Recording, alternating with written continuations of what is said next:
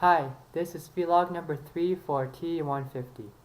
For our second interaction, Landon and I met at the lounge on the 12th floor of Hubbard Hall, where we shared poetry. Poetry is very important to Landon because it's where he could express himself. I personally have tried to write poems before, but I rarely share them with other people, so it was exciting and also a nervous experience. One of the poets that Landon admires is Langston Hughes, because he speaks up against social injustice, and also his poetic language is very accessible to the masses. And one of the poems that Landon showed me was called My Lord, and one of the lines in the poem was, My Lord's life is trouble too, trouble every day. Landon said that this speaks to why Christianity resonates in his community because the Lord could identify with the people and with the struggles. The people are struggling, and so is the Lord. I was initially surprised when Landon mentioned the idea of God struggling.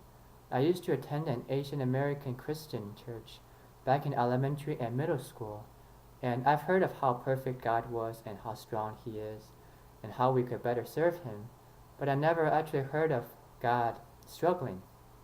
And I've thought about it, and I realized that Christianity may be seen as different through different communities. So in Landon's community sees God as a reflection of the struggles of the black community, and the people in the Asian American community probably sees God through the Asian American experience. We have different histories and we see through different lenses. We talked a lot about struggles. In some ways I can relate to Landon. He wrote a poem about how he was looked down in dating because the woman and the people around them disliked the color of his skin. I could relate because I had trouble in dating because people looked down on my ethnicity and the shape of my eyes. Landon also mentioned that being African American meant that he has to change himself in different communities. So when he's around white people, he acts white. When he's around African Americans, he is black. And for me, I also act white when I'm around white people. And in the Chinese community, I try to be Chinese. So we have those similarities because I think we live in the dominant white culture, and we both have ethnicities that are not seen as American. So we have to navigate between different worlds.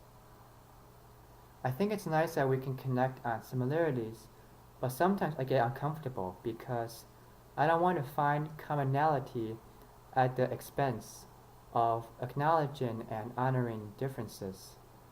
I was excited to hear about the differences between Black English and the so-called Standard English, like how we say take care and people in Landon's community says be smooth.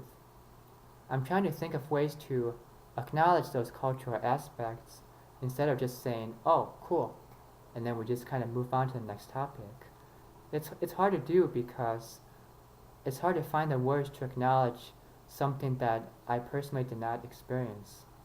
So I have to do a lot of perspective taking and a lot of empathy and connecting to the emotions in people's words. It's a lot of practice. I try to reflect what I heard. Like it sounds like you're saying something, and it's definitely a lot of mental work and a lot of emotional work that I still need practice in. I am excited though that Landon and I will get together in the future, maybe to watch a movie, maybe to talk more about poetry, or talk more about social issues. I feel like we have much to talk about, and I hope to become better at connecting across difference and understanding different histories, different communities. I think we just got to the bare surface of what goes on in our lives. And I think that over time, maybe we can get deeper into what happens, what's going on in our lives, and how we can better come together and talk about it.